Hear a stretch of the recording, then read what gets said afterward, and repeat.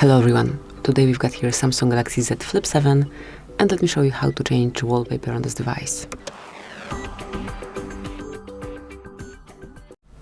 So once you want to change the wallpaper that you have, just open the settings. Now find and select wallpaper and style, and here click on change wallpapers. And now you can pick one from featured wallpapers, you can create something from with AI, you can go with graphical wallpapers, color wallpapers, you can open wallpaper services and pick something here. You can also choose for some Galaxy themes here.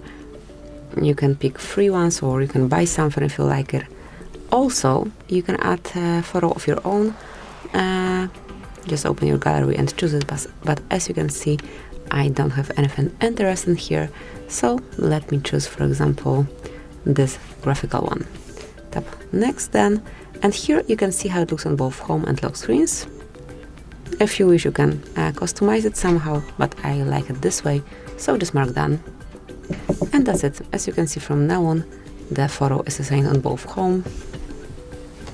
And let me just lock it and unlock screen. So that's it. Thank you for watching. Please subscribe our channel and leave the thumbs up.